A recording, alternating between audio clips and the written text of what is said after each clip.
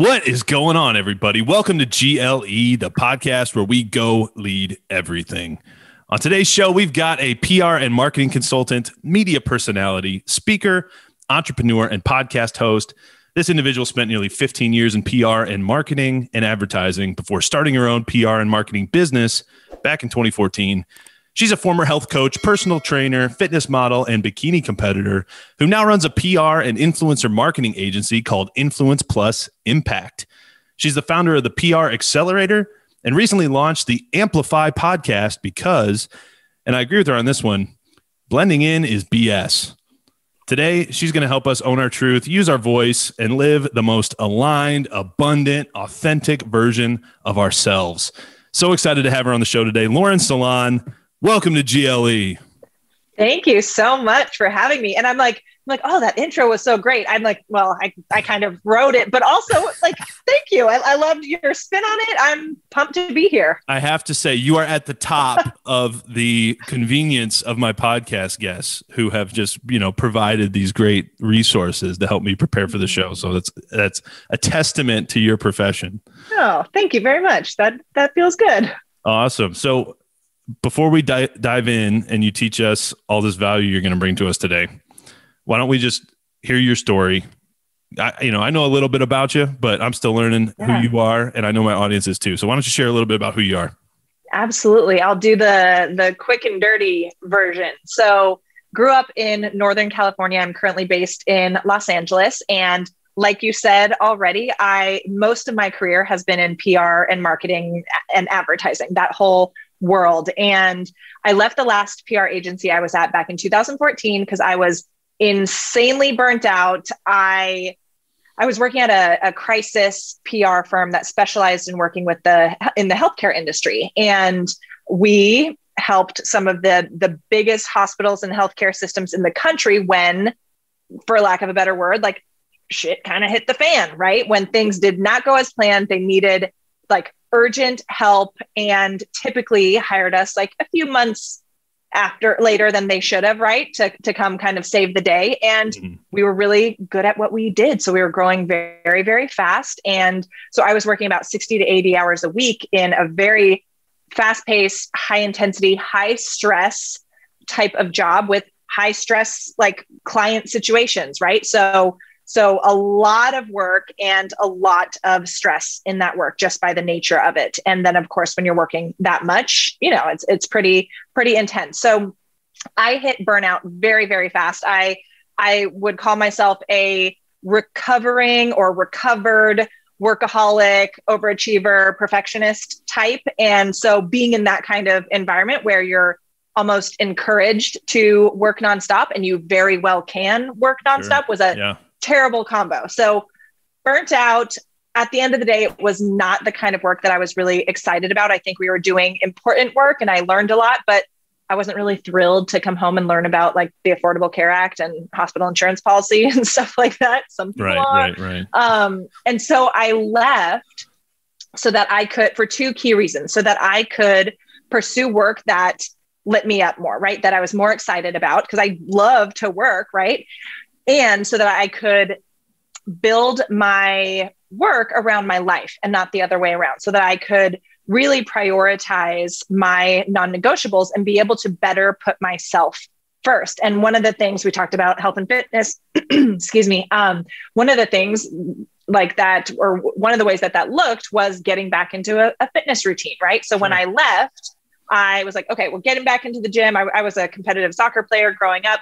Getting back into the gym, doing the things, like starting my own my own stuff, because I had people asking for marketing and PR help, and leaned into that. I first needed to decompress and like figure out what I was even passionate about. Like I didn't have time for hobbies back when I was at that agency or like exploring other interests. So I'm like, okay, what would I even want to do?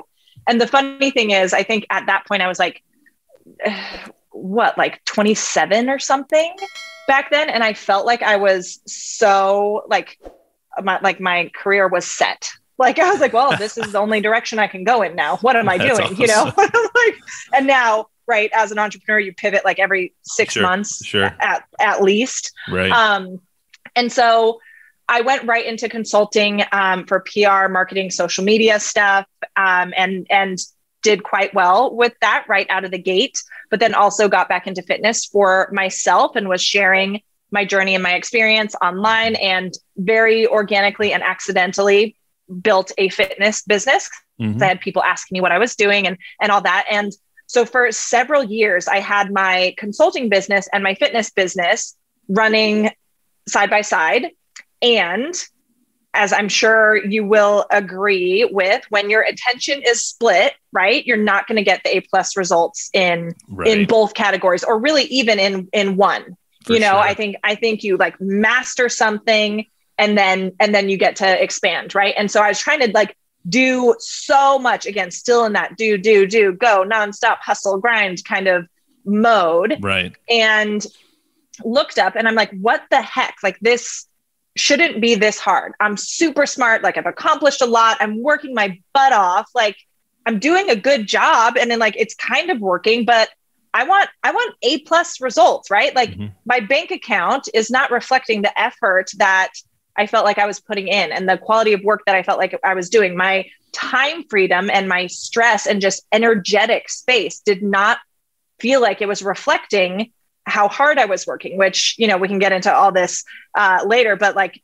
working harder does not necessarily equal more success, right? Definitely not. No way. A hard lesson to learn. I think I finally learned it in like 2020. Yeah. So I remember I was at this event that my team and I helped to sell out. So my team and I did grassroots influencer marketing and like social sharing, like a big social media grassroots campaign for this event, and helped one of my dear friends sell it out. From the year prior, it was 500 people. And the year we came on and helped was 1,500 people at this event. And so we crushed it. And I would take on projects like that, but I was like, no, I'm not going back into PR because that's stressful and I'm going to be a workaholic again. We're not doing it. But if like a dream client who happens to be one of my really good friends wants help, okay, cool. And at that event, somebody else, of course, like came up and asked me, was like, oh, hey, I want to talk to you about my book coming up or this or this. And I'm like, more business that I'm not even looking for, like that kind of thing. And also the really pivotal thing that happened at this event was one of my friends came up to me and she's like, hey, so I know you helped so-and-so with this project. I know you helped so-and-so with this launch and this one and this event, and you're here now. And I know you helped with this in some way, but I don't know what you do. And I was like, oh crap. And because here I am, I've been doing this, like doing my fitness business, doing my consulting business for a few years, right? And I'm like Miss Social Media. So I'm thinking I'm posting all the time, talking all the time. So I'm thinking like, oh, I'm sharing my message all the time. It's clear, right? And then somebody who knows me personally is confused about what the heck my business is.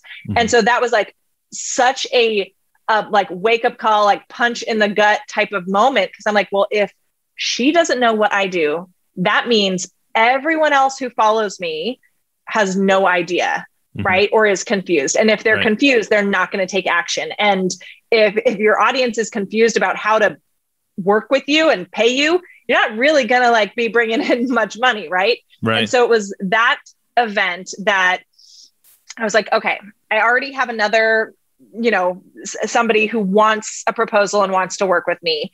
And so I either need to be done with this and put all my energy into my fitness business or into something else, or I need to figure out how to make this feel good and get excited about this and then go 110% into this. And so a lot of that was like me doing the inner work to like rewrite my story around PR, because coming out of like massive burnout, and that last agency like grew very, very fast when I was there. And so we had some uncomfortable growing pains as well. And so I like had this attitude like, heck no, I am not going back to PR full time. And so I was able to rewrite that. And as entrepreneurs, right, we get to like design our business however we want. And so I'm like, hey, wait a second. Like at the end of the day, if I boil this down, PR is like I get to connect with awesome people through the internet or in person, and then play matchmaker between them and other people like my clients, right? And see those natural synergies and connections and see how they can create more magic together. I'm like, I get paid to like make friends on the internet and connect them with my other friends. And how fun is that? And I'm really great at that. So sounds like a blast is what it sounds right? like. Right. I'm like, do people know this is my job? Yeah. And so when I was able to like simplify it and then remind myself that my business gets to look the way that I want, it doesn't have to look like anywhere else that I've ever worked. Right. Like, then I was like, wait a second. Okay, this can feel good. So let's do it. And so, and why I share this is because that, like spreading myself too thin, even if it was just like 2 businesses, spreading myself too thin, not going all in and playing full out on the main thing. That's what was holding me back from getting major results, right? Getting those A+ results. And once I did that, I made the decision to do that. And then like, you know, I think it took a year or so to really like get all the fitness stuff away. I had 2019 for me, I call my gap year. I was dealing with some depression and some personal life stuff. So I slowed some of the business things down.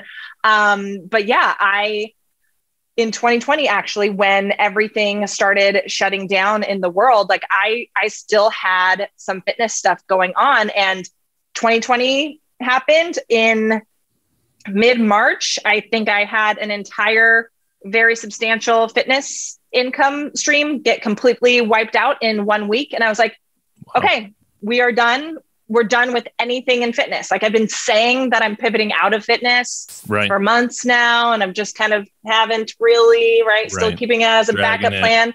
And so, yeah. So once that happened, like no more backup plans.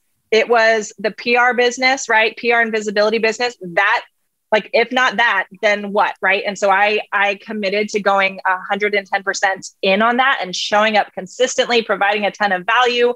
And my business, you know, we generated multiple 6 figures in less than a year. And I was able to grow my team from a virtual assistant and like 1 part-time contract person to a team of 7, sometimes 8 as needed for projects, and like made more and worked less than I ever have. And that momentum and that theme is continuing. And because I, like I said, like went all in on the main thing, like eliminated the backup plans and the distractions, like fully trusted in myself and my expertise, and just like took messy action and went for it. How did that feel, Lauren? Were you frightened to do that? Were you terrified? Yes. But it also, like, I kind of had no choice, right? It's thankfully on some level, like thankfully the fitness income got wiped out without my consent. Right. And because I, like I said, was dragging my feet because I'm like, I love my clients so much. Was it before or after the depression and the anxiety stuff? So when you went all in, it was on the, drop the fitness, I had everything. decided. Yeah. So I would say beginning of 2019, I decided, okay, I'm going to go back into PR. And 2019, I dealt with pretty chronic depression for that entire year, as well as some anxiety. I dealt with anxiety for several years, but then it kind of 2019 flipped into depression. So I actually in 2019 was like, I'm not excited about my business as it is right now. And I had made the decision to so I needed a break. And then I guess it was, early 2019, kind of made that decision that I was going to get back into PR, most likely, but I didn't really know what that looked like. And I wasn't excited about it. So I gave myself some space from my business to kind of like focus on other things. And I actually started working at a gym here in LA because I was like, you know what? I want to get out of the house. I want to work with people in person. I want to establish a new network. I was doing a lot of fitness competitions in 2018 and 2019. So I was like, I want to be more in that fitness space anyway. And I loved it. Like for what it was, like I needed simple also. Like I needed things to feel simple and easy. I needed a end time to the day, right? To be able to come home and be like, I don't have to do anything else once I get home. Sure. And that was a lot harder for me to establish those kinds of boundaries in the past with my own business. And I was going through some tough stuff in my marriage at the time, which I don't know if we talked about this in our previous I think you mentioned it to me before. Yeah. So I went through a divorce in 2020. So in 2019, my ex and I were working through a lot of stuff. So I chose to kind of step back from my business, take a little bit of an entrepreneur break to focus on my own mental health, focus on my relationship, all of that, and just needed a change. And then, go ahead. Before we go on, I want to go back to a couple of things. So one, you talked about reinventing yourself in your 20s, which is funny because I was having a conversation recently with somebody who was kind of making the comment like, once you get to a certain age, you're kind of just stuck on your path or whatever. And I think that's like one of the biggest misconceptions people can have is that like there's some like age on like your ability to pivot and do stuff. And like, I don't know how old like the McDonald's founder was when he started McDonald's, but I'm pretty sure he was like in his 50s or 60s or something. Like, you can always start new things. It's cool that you did that in your 20s because to me that's early, right? Like I seriously even did it later, right? like imagine a 27-year-old right now. Like they look like awesome. They're 3. They're like 5. Like I'm like you're a baby. And then you talked about spreading yourself too thin, which I'm curious. Do you think you would have gone all in and done what you did if you hadn't spread yourself too thin? Probably not. So a lot of my biggest lessons up until I'd say COVID hit, up until my fitness business got wiped out from gyms all getting shut down. Up until that, I was very much, I'm can be a little stubborn. I don't like to quit, like that sort of thing either. And so a lot of the times, those big lessons and when I need to make big changes, I need to get like beat over the head with it or like run right into the wall. So, so even, like, I think that's a high achiever in you, right? Like, So, I almost think high achievers to a certain degree need to like stretch themselves to that point to kind of just know like, okay, that's too far. Like I need to, because otherwise you'll never know. And then you'll always kind of be like wanting more and wanting more and wanting more. Absolutely. Right? Yeah. And so I don't think had I like hit those breaking points, had I dealt with depression, right? Like I say a lot of the times that my depression was such a gift actually. And it sucked. Like, I don't want to go through that again. And 2019 was really the first time I'd experienced depression. I didn't realize that was what it was until like halfway through it. And thankfully was able to eliminate it in 2020. And I had like a little kind of flare up of it around a very specific incident, but was able to quickly identify it and shift out of it. Right. But I don't think I would have made those big changes and looked at things the way that I did and looked internally more if I wasn't experiencing that, because I was able to be a very high functioning person with chronic anxiety. Right. Yeah. And like, I was still a really high functioning depressed person. So your anxiety, did you actually have like panic attacks or what was your experience with anxiety? Cause I know people experience it differently. And, I think I've said this before. I've had one panic attack. Okay. And it was when I was college, an intern. I was talking to my manager, and I had to like walk away in the middle of a conversation and like go get water because I literally thought I was going to die. Like I didn't know what was happening. I never had anything like that happen. It was totally bizarre. It's never happened to me again, thank God. But is that what you were dealing with? Yeah, mine. So I had it a bit like sophomore year of college, and it would be that kind of like fight or flight. Like I need to escape, and like I would like get in my car and go for leave campus, go for a drive, and call my mom just like crying and being like, I don't know what's wrong, but like I have to get out, like that, like escape kind of feeling. And so anxiety attacks like that. The last I would say 5 years with it has been up until this past year. Like I effectively eliminated it like in 2020, I'd say. Awesome. And so now when it creeps up, I'm able to like get it out of there real fast. But had it pretty chronically for several years. And what it would feel like for me I would have anxiety attacks, panic attacks, where like you can't breathe sort of thing, like that kind of fight or flight feeling, really acute situations. But then what it was for me most of the time was feeling like I was just like insanely overcaffeinated, like where your body feels like super shaky, your heart, like you almost feel like your heart's racing. I call it like, your heart's racing. Like I'm like, oh, I feel kind of heart attacky is like what I call it. Your heart's beating really fast. And sometimes like mentally I would what I call like spinning, or you spiral, where you're going through this like thought loop, this mental loop of like worst case scenario. And you can't stop thinking in that circular motion, even if I'm like, I know what I'm thinking about right now is not true. I know this isn't the truth. And I know that it's really ineffective and my brain is tricking me right now and I can't get it to stop. Right. So that it was that kind of feeling. And it's so how'd you get over it? You said you effectively just got over it in 2020. What'd you do? Anything different? So when it shifted to depression, I had some like big stuff in my life that was out of alignment, and things that I was like holding shame around and that kind of stuff that I finally like brought to the surface and started to heal and deal with. And so once I did that, because I think that anxiety and depression, I believe that that's just your body telling you that something is off inside, right? Something that you haven't been dealing with is off. And your body's like, it's like an alarm trying to be like, can you please freaking pay attention? Like something's going on here and you're not listening. So it's going to get louder, right? Until it's a anxiety attack or depression. And so once I kind of brought some of this junk, like shadow work, internal, like yucky stuff out, finally, it shifted into depression, which was really interesting.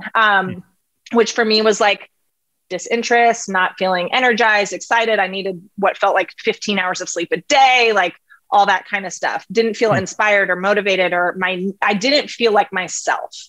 Right. And why I say I'm grateful for it is because, again, used to be a bit of a workaholic overachiever. And had I not, and so that year that I was dealing with depression, 2019, I was also doing a ton of fitness stuff and dealing with some technically like piriformis syndrome, but it felt like sciatica. So major chronic nerve pain as well. Yeah. And so anytime I would sit down for longer than 5 minutes, I would be insanely uncomfortable. And so physically, my body did not want me to sit down for long periods of time, like in front of a computer or in the office. And then mentally and emotionally, because I was dealing with this depression, and at that time I was personal training clients in person, when I would be done for the day and be like, okay, now I'm going to work on the business, right? I have to get things rolling because this is just a gap year. I'm just doing this for a year because I need that break. Sometimes I'd be like, now I got 1 hour. My brain has 1 hour of energy to put toward anything. And then I just have to like lay on the couch in my towel after a shower and just watch Netflix, that sort of vibe.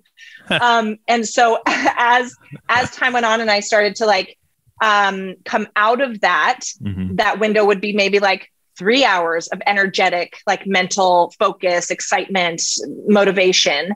And so I'd be like, so it taught me to be really, really intentional with my time. So that's all awesome. The other crap that I would be like, oh, what about this project? Or why don't we create a webinar for this and for this and for this? And like all the overdoing, I was like, nah, dog, like we got to stay focused on whatever is mission critical. And if my body physically and my brain, like energetically, mentally, emotionally is only giving me 2 or 3 hours a day, then those 2 or 3 hours, I better freaking make them count. And so I cleared so much of the extra like BS and like busy work and all that stuff. I cleared it out and maintained that like time ninja habit coming out of depression. I think this is something so valuable for our audience, because I think this is where a lot of people, especially high achieving people, miss. And you mentioned hard work earlier and how hard work doesn't necessarily pay off, because you know, what work are you doing? How consistently are you doing it? And is it the work that's actually going to get you where you want to go? So many people, it's almost like a bragging contest of like how busy I am. Oh, I do all this stuff. It's like, great. Like, who cares? Like, what right. are you actually accomplishing anything toward what you're really trying to do? So being deliberate with your time and really having like always challenging yourself. How can you do more in less time? How can you accomplish more with less effort? And it's not that, okay, now I'm just going to be lazy and like not work hard. It's do both. You got to work hard too. And that's how the ultra successful get ultra successful, is because they're not only uber efficient, but they work hard. Yes. Yeah. And so I was like, okay, now my energetic capacity and like, figured out the physical stuff, like now that's okay and gotten so much better. I'm like, I'm not going to go right back into like 12-hour days. No, we're going to keep that. Like, we learned how to get a lot done in a tight amount of time. So we're going to stick with that. That's awesome. And you asked too, like what I did to help eliminate the anxiety and the depression and stuff like that. So much of it was like turning inward and like getting just like radically honest with myself, like super, super self-aware, and be like, okay, what's not in alignment in my life? Like, what haven't I dealt with? Yeah. And then doing what needed to be done to get into alignment. Part of that was ending my marriage. Wow. I think that's sad no matter what. And and it was like, I talk about it a lot in my own podcast and stuff, but and still, like, that was such a sad thing for me to do, but ultimately ended up being the best thing for both of us. Because I think that was something that was under the surface that I'm like, I'm not a quitter. Like, I'm going to make this work no matter what, sort of thing. But it was there under their surface for a while. Sure. Marriage is a very complicated thing. It's definitely not an easy thing by any means for anybody. Absolutely. Even if you have a great one, it's never easy. Right. So, absolutely. I can only imagine how difficult it would be to make that decision. Yes. Yes. And therapy, I did quite a bit of therapy. Question about therapy, because this came up recently on another episode, because I've got a mentor of mine who talks about how he really believes we should, instead of kind of constantly repeating stuff from our past, like in therapy sessions, get it all out. You should basically, focus on your past, learn about it, learn from it, figure out, if you need to repent or like, do something differently from your past, sure, do all that. But then really focus on what you want and what you want going forward. And constantly pour in yourself the future and of what you want to become, as opposed to continually rehashing bad memories. Because he thinks when you continually say and restate, and I think this, it sounds like this may be kind of a fundamental flaw with traditional therapy a lot of times, is because people, kind of the AA sort of environment, like people just go and constantly restate, hi, I'm Phil, I'm an alcoholic or whatever. Right. And like, you're basically recreating that reality every time you go and say that. Like, have you experienced anything like that? Not really. And I worked with 2 therapists over the past year, and both were really helpful, but also served different needs. And so like with the one that I worked with for a bit, I was like, okay, I feel like what I needed from that dynamic, like I've gotten that. And so I almost like graduated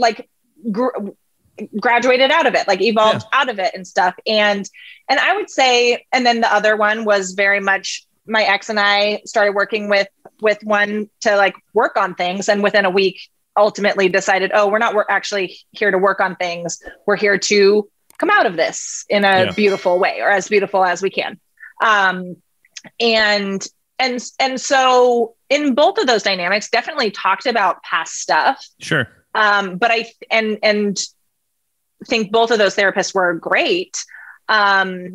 And so instead of like rehashing it and reliving it, it's more of, okay, what meaning did you bring into your adult life from that situation? Now, how are you going to rewrite that story? Or how can you now look at it differently through the lens of being an adult and see that version of you, the little girl, little boy, the child version of you saw this that way. And now how can we reframe that? So I don't think you want to rehash all that stuff, but sometimes it has to, you have to, in order to heal it, you've got to like go back through it sometimes. Sure. And folks, I'm not a therapist, so take anything I'm saying with a grain of salt. But I'm just intrigued by it, right? Yeah. And I think it's really amazing that you've been through that, you've come through it, and it sounds like I liked your comment about sort of graduating, right? Like there's kind of a time to focus and contemplate and meditate on what's happened, figure out how you can learn from it, and then move on. And it sounds like you're doing that, which is amazing. So therapy was helpful, making sure I'm staying on top of my fitness. When I felt anxiety or something, checking in and be like, okay, is there something I'm not addressing right now? No, I also am very intuitive and an empath, so I can take on other people's stuff, and I've gotten better at identifying, oh no, this isn't mine. Like, get out of here, Yeah. You're not responsible for other people's actions. Yeah, exactly. Get out of my energy field. Plant medicine was very, very helpful in 2020. Plant medicine, is that like some sort of code? Is that like code lingo? For drugs? Yes. Ayahuasca, I'm picking up what you're putting down. Yes. And did them with very clear intentions around healing and stuff like that. And they were wildly effective. Seem to be a lot of people looking into those things these days. Yeah. Wildly effective. I want to get to public relations because you make an interesting comment about public relations and why you don't think we should hire a PR agency. And I want to hear more about that. What's that about? Yeah. So, yes and no. I don't think it's necessary at all. And I own a PR agency. I run a PR agency. I just had a new client get started today. So, and it's not necessary to get visibility, right? And to assert and elevate your authority and credibility. So, which is why I created my program that you mentioned when you introduced me, the PR Accelerator. Because the thing is, PR, I think for so many people, and I work primarily with entrepreneurs, so a lot of personal brands. My program is for earlier stage entrepreneurs, maybe aren't yet at their six figures or maybe early six figures. And a lot of people think that PR is something that is just for celebrities or just if you've got a million or multi-million-dollar business or, but a lot of people think it's this thing that's untouchable almost and don't exactly know what it is. And oh, once I'm at this level, I'll know that I'm ready for PR. Or once somebody reaches out to me, then I'll know I've arrived and I'm ready for it. But it's totally something that you can and should be doing for yourself. So basically, at the very basic level, PR is part of marketing, right? So marketing is the umbrella. Marketing is basically how you connect with your potential clients and customers, right? It's hey, I've got the thing, right? There you go. Trying to connect with your people who want to buy your stuff. Sure. And now advertising is going to be much more in your face and obvious, still you connecting with your potential clients and customers. PR, on the other hand, you pull in a different character into the mix. So instead of you connecting with you're still connecting with your ideal clients and customers, but instead of you to the client customer, it's somebody else. So you're leveraging a third party, another person, whether that's a podcast host, journalist, editor, influencer, whatever, you're leveraging a third party outlet, a third party source to tell your ideal clients, your potential clients, customers, how awesome you are. So you're bringing in somebody else to be like, oh no, trust me, she's really awesome.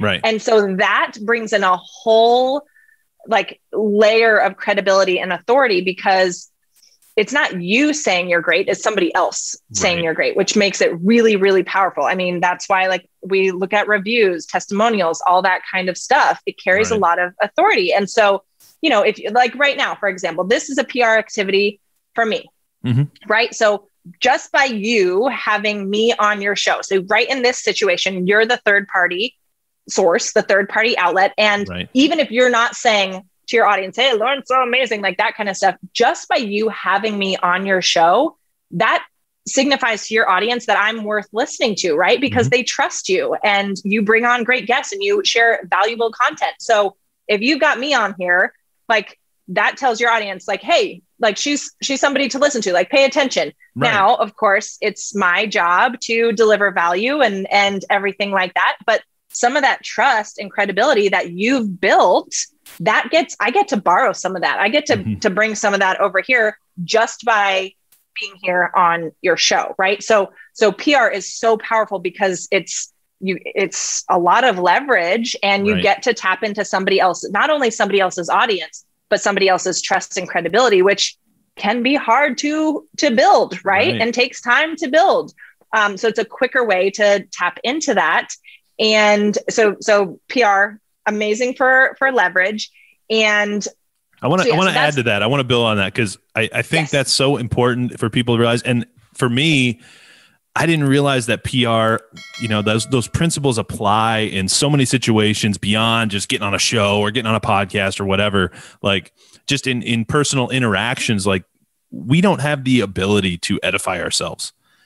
Like other people have to edify us, and we have to edify other people. So it's something, especially if you're a leader, to be very conscious of, if you have good people, make sure you're edifying them and make sure you're training your people when they, introduce you maybe, or they're talking about your organization that you're a part of, that they are the ones that are edifying. They're always edifying, and it's always going outward. It's never, you're not able to do it to yourself because otherwise you just look like an egomaniac with a big head like me, big head. But, have you ever heard that before?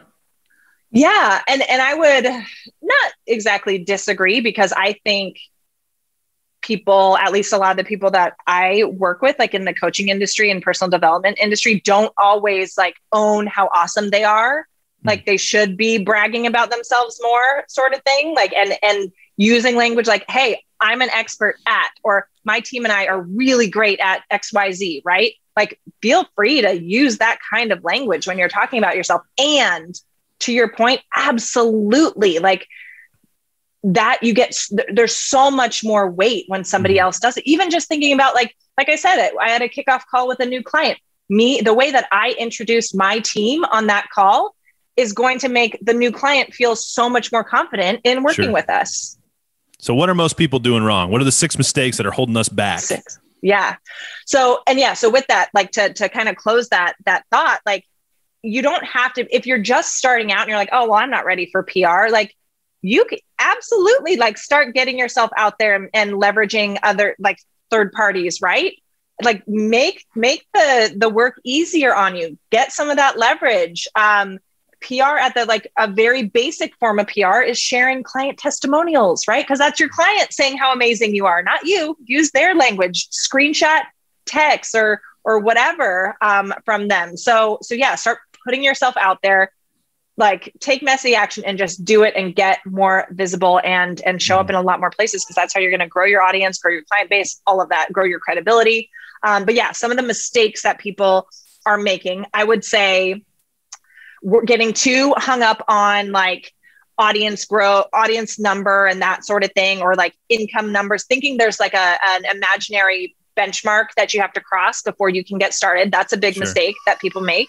So thinking you're not enough or anything like that. A lot of people too make the mistake of like worrying about the algorithm or competition, or like my industry is oversaturated, that sort of thing. But like, you're not here to do business with every single person, right? And so the people that are meant to be in your space, like keep showing up and speaking directly to them, and they will find you. Like, especially with the past year, it got the online space got noisier because everyone shifted online and more polarized.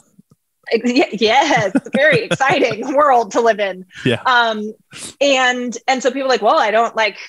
I what's the point? Like these people have been in business longer than me, but the floodgates open from both ends. Like also, not only did more people come online to sell, so yes, that did happen. It did get a little bit more crowded, but way more people came online to consume and to purchase as well.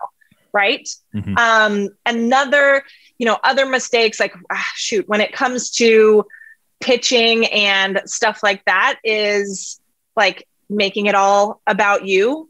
Because on the one hand, like, yeah, you're wanting to get out there to improve your visibility and your reputation and show how amazing you are and all this kind of stuff. But PR isn't actually about you, right? It's about, okay, what kind of value can I add to this person's audience, to the readers of this publication? So what value can you add? So it's more about putting yourself in the other person's shoes and adding massive value. So not making it about you. Yeah, you're going to tell them your accomplishments and that kind of stuff, but you really should be coming from the place of empathy and value. So I think that when you get better at PR and pitching yourself, you're going to become a more empathetic person as well, because you are much more quick on your feet and versatile to be able to see how something can be valuable for somebody else and for lots of other people. So question. You mentioned earlier that you had your friend who didn't know what you were all about and like what you were doing. Like, how did you improve that? How did you fix that? And how did you communicate what value you had to bring? Yeah. So I decided to clean up my messaging. So instead of trying to also do fitness and also do some businessy stuff, I was like, okay, we need to make a freaking decision one way or the other then. And so that was one of the things, clean up what I was putting out into the world. And so me getting clear on what my message was and what my main focus was going to be, that was a really important thing.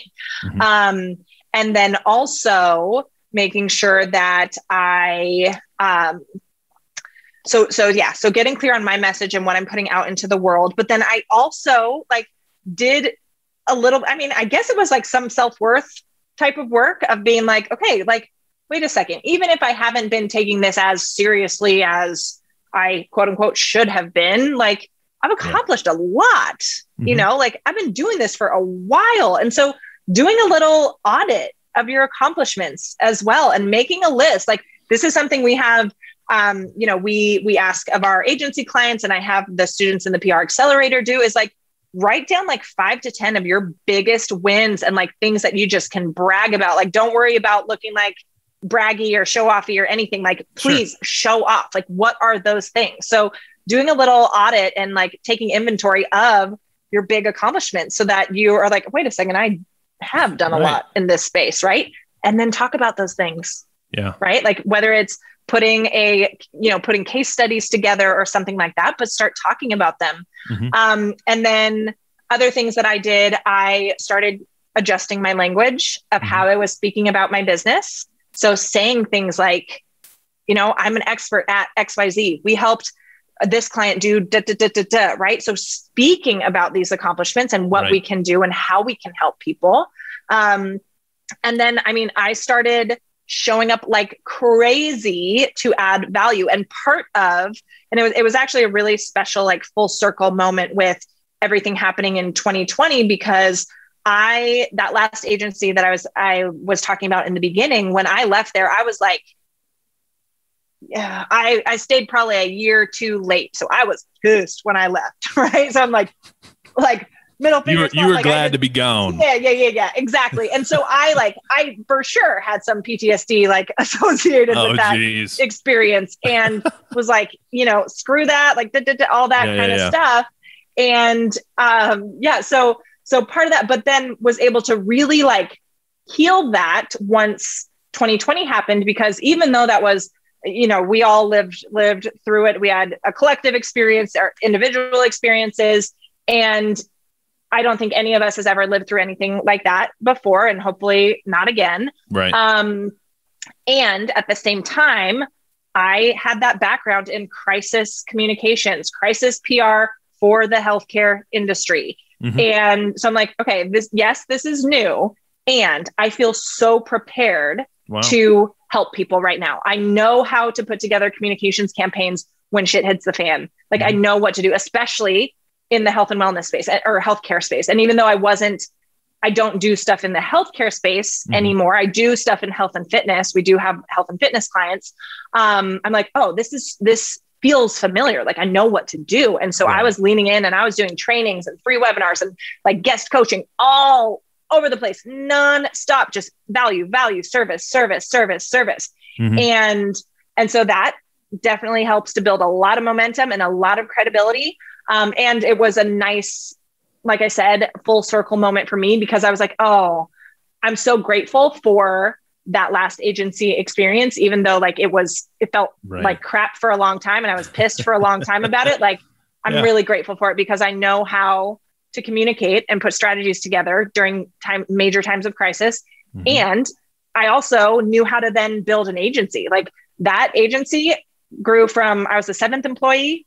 And when I left 4 years later, there were about 40 employees and 2 offices. So I'm like, dang. I also know how to build a freaking PR agency because of that, because awesome. I helped to build one, you know? Right.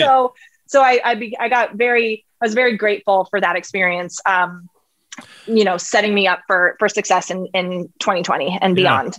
So thinking forward, how can we 10X our visibility online? What, you know, are we only getting paid ads? What's the deal? I don't do any paid ads.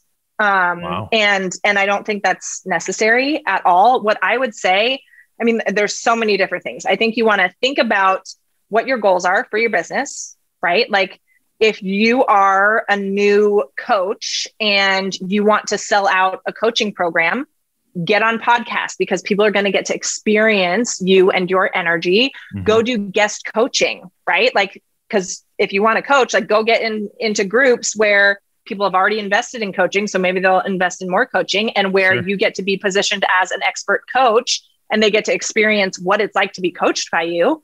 Do guest coaching, do free webinars and trainings and things like that. So think about what your goals are and the types of visibility that would best support those goals. Mm-hmm. Whereas like online publications, like getting into Forbes, for example, that's amazing and impressive, not a big client converter, because like people aren't looking at a Forbes article and clicking through and being like, hey, can I hire you? Way less likely. Right. But when you have a Forbes like logo in your IG bio or on your website, when a client goes there, they're gonna be like, oh, you know, so credibility. Yes. So publications are going to give you a lot more of that reputation and credibility factor. So knowing which types of opportunities are going to best serve your goals, and get clear on what those key messages are for you. Like as we talked about already, like one of my key messages and one of the things that's on my pitch page, which you guys make a pitch page, and I actually have a free template I can share if you want to share that with your peeps. But one of the things on my pitch page is, the talking point about mental health and why I'm grateful for having dealt with anxiety and depression. I don't coach on anxiety and depression, and it's a powerful talking point and something that so many entrepreneurs experience and deal with. And it's important for me. I feel passionate about talking about it. So getting really clear on what your key messages are, and yes, making sure most of those are like leading somebody down the path of what your business is and what you do, right? But get clear on those core messages, what you're passionate about teaching on, speaking about, and then just start taking messy action and showing up. And knowing too that it does, again, with the whole going back to the question of like why you shouldn't hire an agency, like a lot of people think that you have to do every single thing, right? Oh, well, I have to be all over social media and Reels and TikTok. And then I have to be on podcasts and pitching myself to articles. And I should also be like a guest blog contributor, like all that kind of stuff. No, the Gary V model. Exactly. Right. Like everything everywhere. Yes. Which is great. And like, I mean, it works. Full operation going on over there. Right. Little investment though, right? Exactly. You don't have to do every single thing. And it also doesn't have to take a ton of time. Yeah. If you're like, you know what? I've got an hour a week to devote to PR. Great.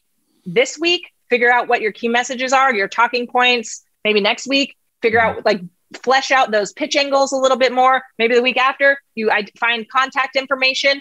And then after that, like 1 hour, you can send out like in an hour, you can send like 25 to 50 messages about being on someone's podcast. Like there's a lot you can do in an hour, 2 hours a week. So just start small and like take action and put yourself out there. Amazing advice, Lauren. And I got to thank you for being willing to talk about the anxiety and depression stuff. Absolutely. Because it's not easy, and everyone knows that there's a lot of people out there dealing with those things, and people that aren't maybe embarrassed, or maybe they are a little bit hesitant to share, like they're going to be looked at differently.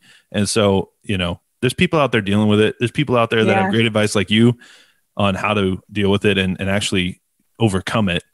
And I'm glad you're willing to share that. So yeah, absolutely. You're welcome. And I would say to like anyone listening, you guys, like, feel free to slide into my DMs. You can ask me anything about PR, business, like you name it. And like, I'm available if you want to connect about the mental health stuff too. Cause I get it. And it's not fun.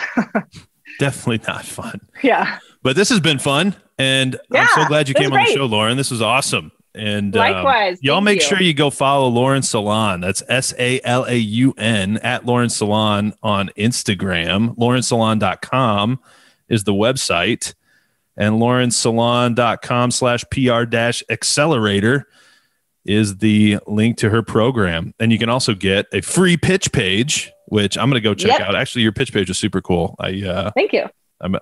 You probably selfishly had you on the show for some education of GLE. Hey, happy I'm to. I'm taking notes over here. I'm taking notes. Yeah, and obviously, like, you've got my info. Hit me up. Heck yeah, for sure. Well, Lauren, it's been fun. Thanks for coming on. What would you leave our audience with if you had 3 things to leave them with in the last few minutes we have here, thinking that people might listen to this 250, 1,000 years down the road? 1,000 years down the road. Our great grandchildren. Hello, what are you leaving them with? I would say, like, I believe that we all have like a freaking unique, like, magic to us. We each have some kind of unique gift to share with the world, a unique impact to make.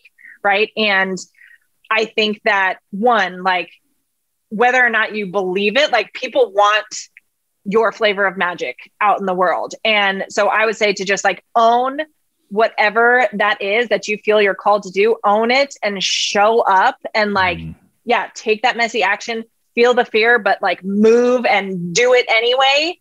And I truly believe that the more you are in the world, the more successful, fulfilled, and just, like, on fire you will be. And the more you'll become a magnet for the things that you want. And I think when it comes to PR, like, it's about owning your magic and your unique gifts and sharing that in a big, big way. And so, like, own whatever it is that you feel your purpose is, and just get out there and share that message, and, like, be so true to you. And I believe that when you do that, it all starts to fall into place. Boom.